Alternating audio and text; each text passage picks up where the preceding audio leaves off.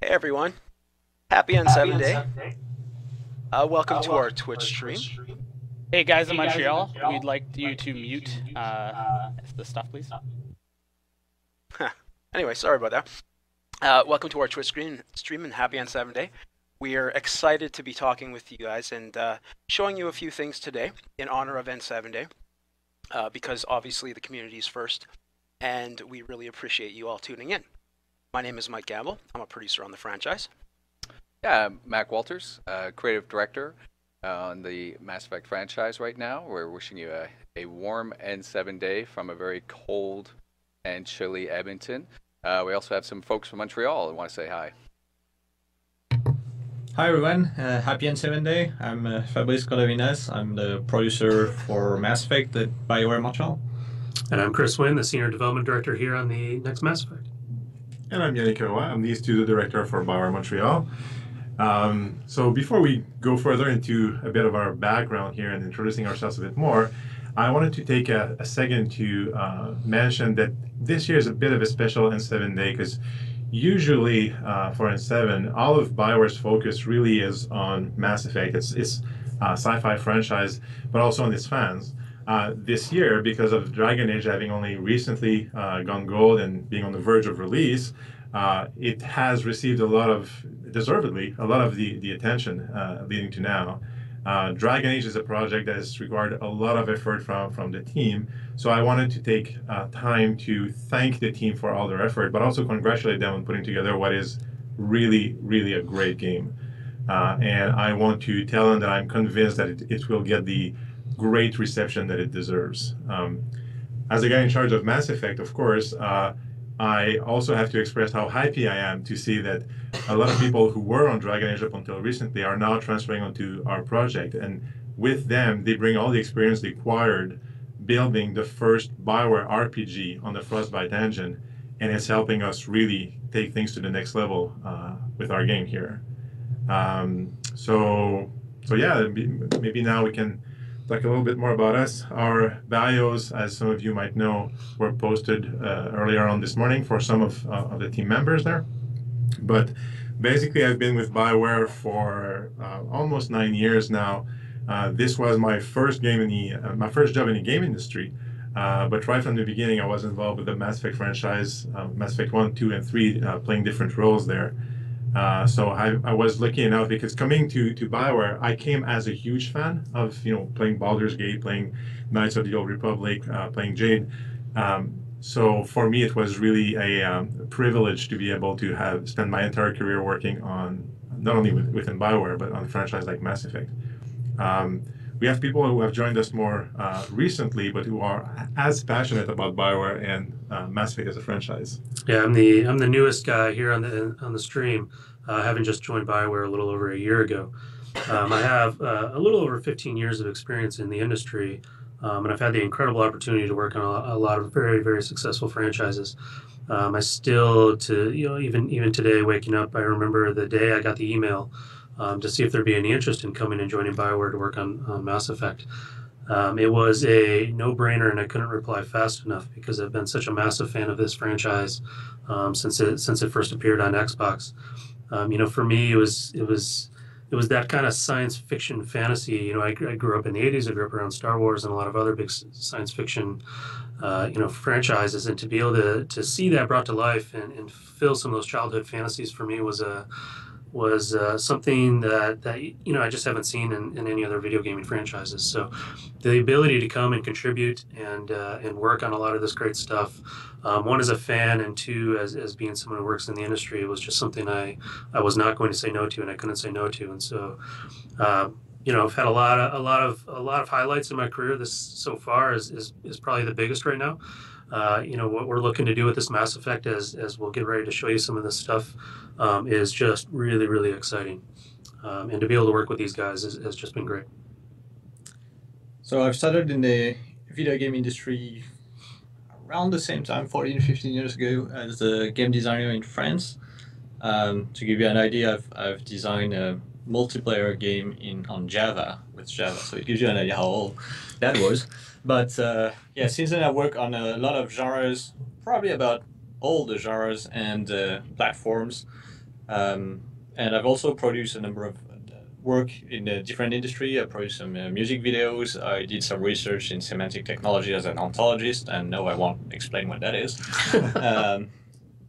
But the most important part for me is that one of the reasons I started in the video game industry at that point, even if I have no clue what a game designer was mostly because of a game called Baldur's Gate that I know a lot of people have fond memories of. So it tells you an idea how excited I was when 10 years later I got an opportunity to join the Bioware studio here in Montreal. It was a brand new studio, and they offered me a production job to take care at the time of the creative team based in Montreal.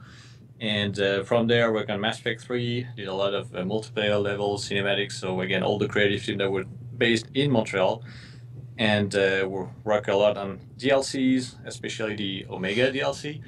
And moving to the next Mass Effect, now we're working as the main producer for Montreal, and with my counterpart in Edmonton, who's Mike over there. Yeah. Hi, everyone.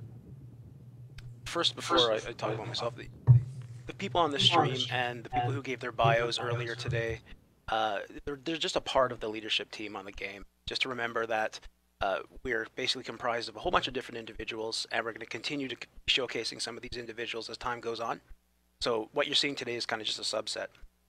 Anyway, I've been in the industry about 9 years. I've worked with EA previously at EAC, and I moved to BioWare about 5.5 years ago.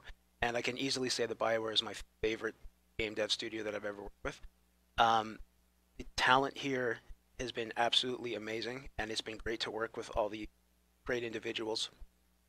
I think that when I first started on Mass Effect 2, it was one of the most rewarding experiences for me. I learned a lot about what it means to make a BioWare game, and making a BioWare game is a very different kind of experience.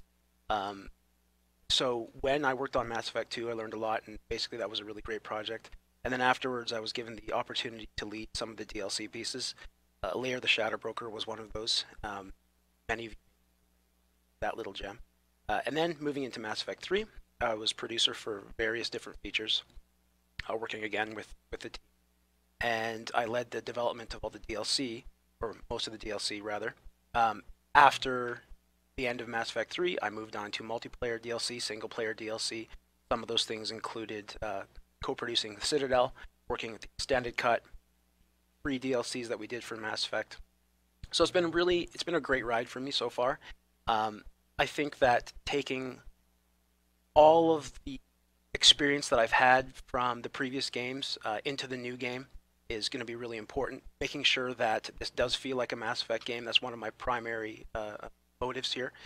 And just to have fun doing it. Yeah, fans out there, I'm sure you're familiar with my role in the past Mass Effect games as lead writer on Mass Effect 2 and 3, and maybe even all the way back to Jade Empire. I've been in Mass Effect World for almost 10 years now, and I think for me right now, the most exciting thing I'm seeing is that this is a universe that I had a part in helping to build with a fantastic team on the trilogy. And we accomplished so much on that, and yet now, working with this other team, they're bringing such a high level of passion and a new vision towards what we're doing that it's exciting to be at work, pretty much every day, because we're going to see some concepts here in a second, and they're holding on to that Mass Effect legacy, what we know to be true about it, but we're also just using that as a foundation to leap forward to do new and exciting things. Yeah, totally. I mean, the whole idea of making the next Mass Effect game is not to simply do Mass Effect 4, right? As we said before, the idea is to really bring the franchise forward, really introduce a whole bunch of new concepts there. And speaking of concepts, we always like to give our fans kind of the first look at things. We've done that before with our panels. We've done that before with many different things, and this is no exception. So on N7 Day, we want to talk a little bit about some of the concepts that we've been preparing for the next Mass Effect, and how those are inspiring us and guiding our development. Yeah, I think one of the interesting things I always like to talk about, because I get asked this a lot about what comes first? Is it the writing or the design for a concept like this, or is the art lead?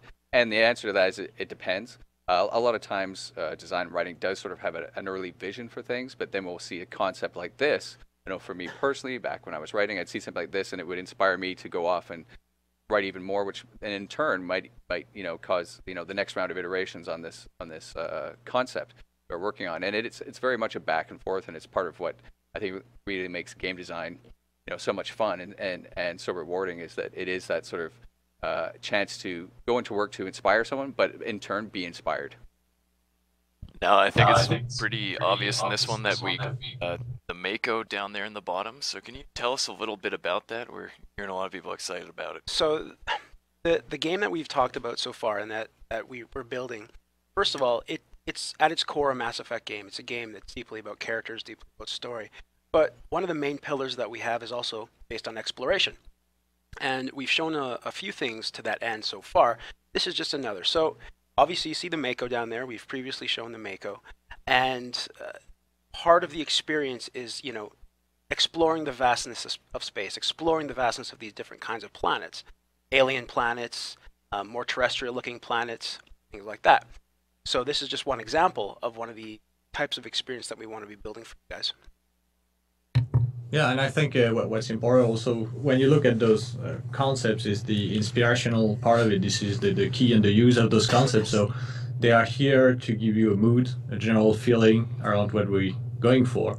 And regarding the Mako, it's also important now. Everybody knows that the Mako is back, but bringing back the Mako is one thing. Then you need to offer in that game the opportunities to use it the best way possible, and to use it, as Mike mentioned, exploration being one of the main pillars of our game. It is also what you see in those concepts, and the next ones are not on which terrain and which capacity you use it, but what feeling are we looking for. Yeah, to kind of build on, you might have heard Mike earlier say, our goal is to not build Mass Effect 4. It's beyond that, and what our goal really is to build the biggest Mass Effect yet. And that includes new locations, like you can see here. It includes an all new story and all new characters, and it's just I think that's really unique to BioWare and really key to BioWare's culture and success, is the ability to kind of shoot very, very high and then have the ability to go off and achieve it. It's something that the team gets excited about, and we're pretty sure it's something that the fans are going to be excited about as well.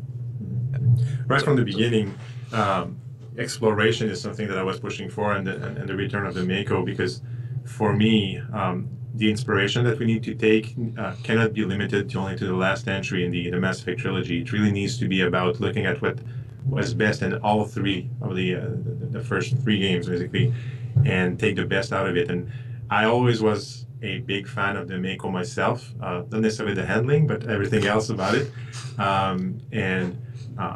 To me, that was an important part of it. And if you look at the vision that you have for a game, and the vision that you have for a game like Mass Effect, how this becomes a game is highly influenced by the team that you put on working on that vision and the technology that you get to use for it. So the fact that we are starting with what is absolutely true to a Mass Effect game, but we're putting a new team on it, and we're using the Frostbite engine, and actually we are focusing on the current gen platform now, what used to be not so long ago be called next gen platforms, and PC. Basically, we can take things to a different level and ultimately deliver an experience that is even truer to the initial vision, because many of those limitations are removed now. So we want to underscore the depth and diversity of the exploration experience a little bit. Obviously, what you saw in Mass Effect 1, we're shooting for a lot more diversity in terms of the planet types, in terms of the types of experiences that you can have on these worlds. Let's take a look at the next concept. So this goes to show that we're just shooting for a bunch of different kinds of experiences. As Yannick was saying before, the Mako is important to us, and how we represent the Mako and that exploration experience. Obviously, we're still building and figuring out and prototyping a lot of that great stuff. But really, what we want to do is keep on increasing the depth of that. And I think an interesting point too is that when you take on exploration in the way that we are as one of the main pillars in the game, you really have to look at the gameplay. You go back and you look at the Uncharted worlds of Mass Effect 1, and some of the Mako or vehicle play in Mass Effect 2, one of the things that we always wanted to be able to explore more in that as developers was, well, what else can you do on these worlds? And so one of the things that one of our challenges that we're really focusing on right now is, well, this is fantastic. You can drive around in here. What else can you do? Or what else can you even do, with the Mako? And so that's a lot of our exploration right now, is really delving into what makes it not just, awe-inspiring as these images show, but what makes it fun. Something that you could, you're just excited to go off on these little adventures to these worlds. Yeah, I think a great early win for the team, and I'm jumping in because I'm so excited about this personally. The handling of the new Mako is just awesome. Yeah. It is literally just so much fun to drive. It's quite a bit different than what you experienced before. I've literally gotten lost just driving around planets just because it's fun and I kind of forget what I'm doing. Or is it just because you've got bad directions there, Wayne? Let's be Right. honest. That's true. I do rely on GPS. But we do, and it's true. We do have a lot of people who play actual beat, and they can drive around for 20, 30 minutes without any specific reasons, and that gives you an idea of how good just the handling is, and how that's efficient, and how we can also encourage anybody to explore planets, any form of location with the Mako, even if they don't necessarily have a very specific goal at a given time, just because it's enjoyable to go there. And also, I think we can mention that the roots of bringing back the Mako takes place in Mass Effect 1, as Yannick mentioned. But I think also one of the main reasons is, for example, Mike and I have met hundreds of fans in all sorts of Comic-Con, etc., etc., and it keeps coming back from the community. And this is extremely important. They systematically mention the Mako. And then when we dig into it, as you mentioned, maybe not the handling, although it gave a lot of very funny YouTube videos that were very successful. But it's the idea and the feeling that they have. And I think this is also what we try to capture. So the Mako is just one of the tools that will help us capture that. Right from our first interactions with fans, when we were discussing the next Mass Effect, I remember that sentence that one of the guys told us, where it's called Mass Effect, not Tiny Effect. So the game needs to be massive. And that kind of drove some of the initial thinking around it, around exploration. And again, you can't explore space on foot, so bringing back vehicles was kind of natural. And part of what we're not going to go through 1,000 pieces of concept art here, but part of what we're trying to even from the beginning, was this concept of the balance between those environments being beautiful, but at the same time having a sense of danger, because pure beautiful environments that you go to, that's vacationing. Exploration is really about feeling that you're seeing something that's unique, that is very special to you, but there's always this little sense of danger because you're the first there, or there's a reason why it feels like exploration, basically. Yeah, so to kind of riff on that a bit, speaking of the beautiful environments that we have put together, it's also important to know that we're not forcing the player to do one single type of experience, right? We're not forcing the player into the Mako all the time. We're not forcing the player to invoke in a driving game. This is a game about choice, and we want to just have the Mako as one ingredient of that. So as you see here, we've got another a concept. This is pretty evocative of something you may or may not have seen before. I think that when building this, we've put a lot of effort into bringing back some of the old themes, but matching it up with a lot of the new themes that we want to push for Mass Effect. As you can see, obviously the cool sky LEDs there in the background, a lush living environment, probably not terrestrial, maybe in space, who knows. That's for you guys to speculate a little bit on. Yeah, I think it's a good point when we talk about the legacy of Mass Effect and what people what are those grounding things that sort of, to various groups, fans, that is Mass Effect. And I think obviously the Citadel and Presidium experience from Mass Effect 1 and 2 and 3 is one of those things that people sort of look at and almost expect to see, no matter whether it was, if it was a book you're reading, a movie, if it's a future game, like what we're working on, you need to see something, as Mike said, that's evocative of that. And I think that was one of the things that we were striving for when we, not just in this specific concept, but throughout the Mako. Fabrice was talking about, the fans have talked about that a lot and how much that means to them. We want to make sure that we're bringing some of those things back with a twist, something new to them as well. Cool. Yeah. Oh, what I wanted to add there is like it kind of ties into the previous point. But I remember even on Mass Effect 1 having conversations with Derek, Derek West, who was the art director on the first trilogy, was mentioning about how important it is to build places where players just want to spend time in. You go there and you kind of get lost just marveling at the beauty of the environment. And we absolutely want, as you can see in here, to have those kind of environments where you just want to spend time in. Yeah, and I think it's even, with new technology available to us and new consoles and PCs that we're able to, obviously to take that to another level and show things at a higher level of fidelity than you've ever seen before or ever even maybe expected. Some of the early work that's kind of going on in our engine is just beautiful. So you've got the concept, obviously, of existing familiar faces, the types of races and species that you would expect from a Mass Effect game. Obviously, since we really want to push this franchise more, we are definitely developing new species, new alien races, and because of that, these new species, these new aliens do have their own architecture. So let's take a look at the next concept. Here's an example of the architecture and potentially the home of some of our new races. See kind of a very non-angular, a very rounded approach, kind of grounded. It looks like it's more built into the environment as opposed to kind of jutting out. Again, whenever we make a new species or a new race in these games, it's really important that we fully flesh them out. And part of doing that is kind of developing a lot of their culture, a lot of their backstory, and this is one example of that. And you can see in this that tying it into the environment more. In this case, you can imagine this as being part of a world that you would land on. And one of the things that obviously is bringing exploration up as one of the pillars that we're doing is finding a way to have that interwoven throughout the game so that it's not just, oh, here's your exploration section, now here's your non-exploration section, and trying to find ways to tie all those things together.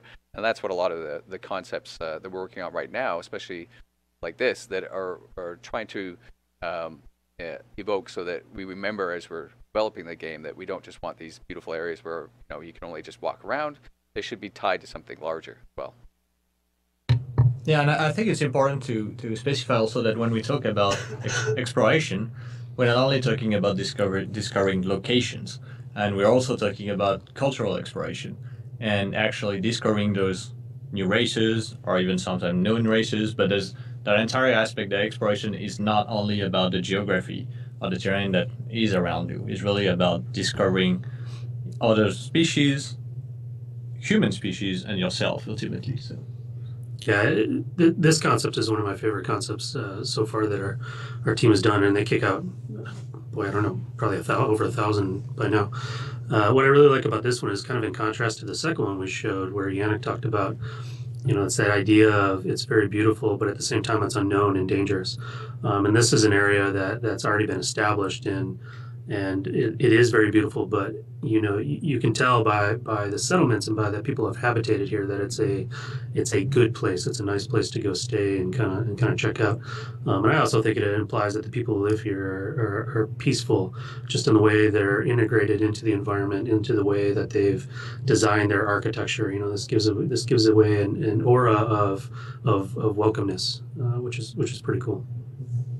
The thing I want to add to is not directly tied to the concept, but I want to riff on what Mike and Mac were talking about, which is that exploration, while something that we wanted to really bring back in the franchise, it's not something that we want to force onto players. Because to me, when I think of what it means to be building a role-playing game, I mean it a lot less in terms of pure mechanics that are RPG and more, going back to the days when I was playing a lot of pen and paper role-playing games, and that feeling of freedom. You get to decide what you want to do, and with a good dungeon master, basically he crafts the experience around where you want to take the story, and basically playing it your way.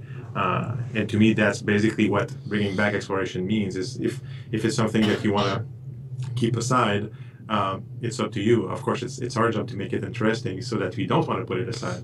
But at the same time, if you want to lose yourself just exploring things for hours on end, you we have the possibility to do so. So let's take a look at the next one. This is one of my personal favorites so far. I think we really hit the idea of kind of mystery and danger as part of this. It's a very unique architecture. This is, again, one of the architectures of our new species. Very different than the one you saw before. Very different species altogether. This one is basically supposed to invoke kind of a sense of danger. Imagine yourself traveling on a UNC or on an uncharted world, rather, and finding one of these ancient tombs or ancient vaults here, and kind of going through these and exploring, meeting new creatures, having different experiences. This is definitely what we want to use as our blueprint for those kind of experiences. Yeah, and I think the other thing it does a great job of showing are those epic spaces that I think we all love from 80s sci-fi. When you get in there into these spaces that just seem unfathomable when you go in, you're like, what were they thinking when they built this place? And that is part of the mystery that you get to sort of uncover throughout the game as you're playing and throughout the story, which is, yep, there are these amazing vaults or tombs, and there is a inherent mystery behind them, and that's also part of the exploration component of our game. What I really like about this one is, especially in contrast with the previous one, is that it shows the range, from the previous one that was very organic to this one where, yes, it feels mechanical, it feels cold, but in a way that is, really alien in nature, and that's kind of the what we're trying to achieve with the different environments in the game, a wide range of different experiences. And I think that the previous one was inviting, where this one is the exact opposite, where something is weird, seems you always pick it's dangerous, and I think it's in purpose that on that specific concept there is no sense of scale, but I think everybody assume how big it is, and it's also interesting to see how it is clearly designed by an intelligent species, and at the same time for us human doesn't really make sense. So that's also part of an entire, again, cultural discovery and archaeological field of those obviously abandoned places. There's probably some excellent opportunities to shoot things in the face in here. Could happen. Could happen. Yeah. Let's take a look at the next one. So as Mac kind of mentioned a little bit before, the depth of the exploration experience is super important. So far we've shown some stuff about what you're doing in the Mako and what the Mako is relative to the planets that you're driving on, the kind of experience you want to build for that. But the hero experience related to exploration is really important as well. So we want to give the player as many tools as possible to get that, to basically fulfill themselves and go through the planets, explore, learn, research, things like that. So this concept illustrates just one of the ideas that we have regarding that, where this hero will, scan things in the environment. Yeah, and I think I think it's even mentioned in the bio on the blog online if you want to follow it up. But one of the things that we are wanting to do with sort of our main protagonist, our hero in this game, is have someone who is becoming a hero, have someone who is obviously very skilled and capable, but maybe hasn't reached that legendary status that, say, Shepard was when we even started the Mass Effect trilogy. And so in order to do that, we have to make sure that, as Mike said, that person is equipped with the skills and the tools and everything necessary to survive becoming a hero. That will, of course, mean having people alongside you who can help you.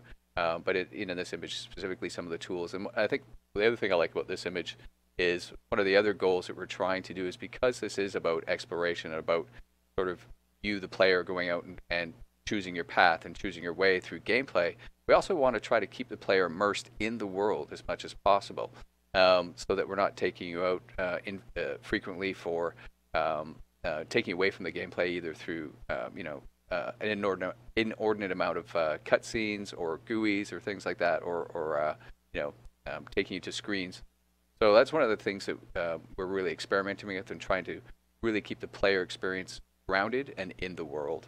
And our ability to use Frostbite and our ability to focus on what we'd call next-gen platforms, aka what's out right now, will allow us to kind of build that more immersive Selima style experience, right? Yep.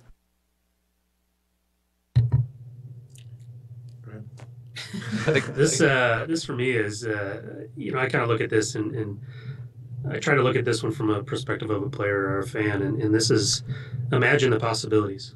Like look at that and imagine as a player a universe where there's just so many places to go, see, and experience, and stories to play through and understand what's going on. It's again, going back to what I said earlier about our goal here is to build the biggest Mass Effect game yet.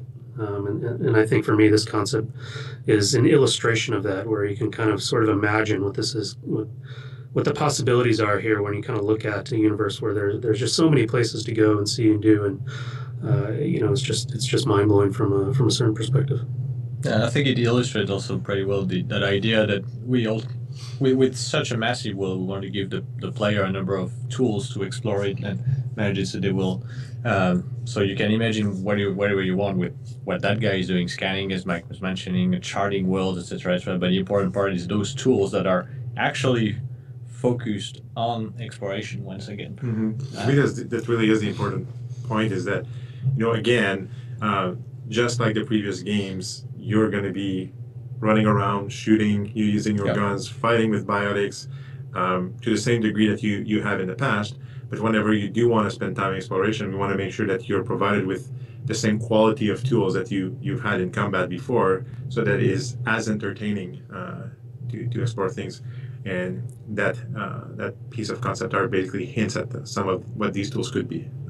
Yeah, and I think Mac mentioned it earlier, but even that part of exploration, as you just said, also is also about fun. Mm-hmm. It's something that you want to do, not something that the game makes you do. Absolutely. It's really about fun and having those great moments where it is actually enjoyable to work around the world outside of the classic combat story, etc., etc., part of Mass Effect. Oh, sorry. We've been talking quite a bit about exploration activities and things like that, but that doesn't necessarily take away or remove the fact that there's a lot of conflict still in this game. This game, there is conflict. There's a lot for your hero to have to solve. There's a lot for your hero to have to figure out. There's a lot of opportunities to shoot guys square in the face. We just want to basically be able to marry those concepts properly so that the experience is a really well-rounded experience. Let's take a look at this one now. So this, for me, this is probably my second favorite of the batch. This, for me, evokes a lot of what about space, right? Mass Effect has always been a game with beautiful terrestrial environments, beautiful places to explore. We want to basically make sure that we're representing, well, what is space? Where are you? What is the larger picture here? And I think this concept speaks to that a lot more. Yeah, and to add to that, I'd also say we often like to deal in the Mass Effect series with big ideas, very big ideas, bold ideas around, whether it's the original series, organics versus synthetics, but also large themes, and that really sense of scale throughout, not just obviously in the world itself, but in the types of situations that you find yourself in. One of the premises that we've sort of been really driving with this game is sort of a nice dichotomy of it is an epic adventure, but there's a personal journey with it as well. And sort of trying to marry those two things at every step, so that if you were to see an image like this, you'd be like, wow, that's clearly, like, that's the epic side of things. But then you see this tiny little ship, coming up to it. Well, what's their little journey? What are they on? What's happening with them? And I think, me finding ways to bring both of those, that's ultimately what will make, images like this and the vast, spaces that we have interesting to people, and more importantly, fun and memorable, which is, what was the journey I went on? Who did I go on it with? And what adventures did we have together, as a team, as a group? Yeah, actually, I think it's important to mention that a lot of concept that we just saw. So the previous one, there was the hero standing there, and before we had someone standing next to the Mako and all that. But the Mass Effect game is also still about relationships, and you're not alone in that world exploring.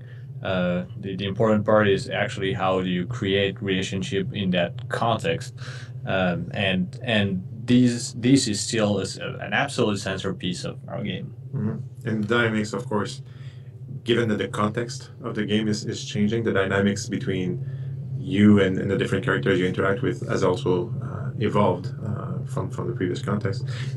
Going back to the idea of space here, one of the line that I've been using in my head anyway to kind of explain how we want to progress things on that front, it's really to take from the first trilogy space as a thing and make it become a place, to feel that really it's as important a part of your exploration as the rest of the game, right? Again, we have the means, if you're going to be exploring large parts of the galaxy, might as well have part of it not necessarily be stuck on the ground all the time, right? So how do we incorporate that You might want to explore the biggest part. Yes, the biggest part. The empty part. And we all remember what the Normandy meant to players as well. I think we're taking that and trying to bring that concept of exploration into the game as well, with whatever the player can use to travel through this area. So I think that about wraps us up. We've been through all the concepts, and hopefully you've learned and we haven't shared too many spoilers, and hopefully you can take some of the stuff that we said and think harder and try and figure out what we were talking about.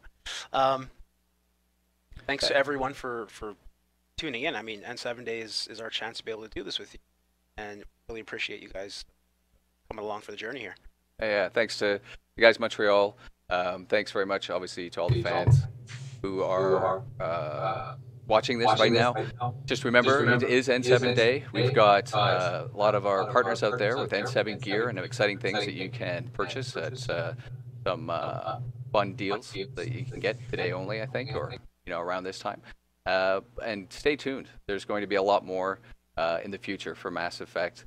And get out there, and also don't forget to cheer our DA team on, as they're about a week and a bit away from release. So thank you again very much.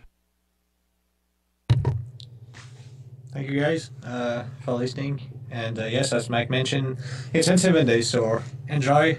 Go back to your Shepard memories. I'm sure you have a lot. And in the meantime, waiting for more info on the next Mass Effect. Go play DI. Dragon Age Inquisition is awesome. So. Yeah, I just want to say this Mass Effect community is amazing. I've been part of several different communities through my years in the industry, and this one is probably the most impressive one in terms of just your eagerness for information and your wantingness to be part of it all. Just seeing my Twitter feed kind of blow up today has reassured that, and I just love seeing it. So, thank you. Yeah, thank you. I hope that we showed you stuff that was interesting to you guys. I trust it is, given that it represents a lot of what we're trying to shoot for without, to Mike's point, having too many spoilers. We've been privileged not only to be able to work with a franchise that is so fleshed out and so revered, but also to be given the time and resources to meet the ambition that we have for the game. So it's one of those classic when it's done game, but we're actually making really good progress. And again, with the recent transition of Dragon Age people into the project, things are really picking up steam right now in a way that we should be able to show you stuff, take it to the next step at some point in the coming months, without making any promise, because again, everything is when it's done. Thank you.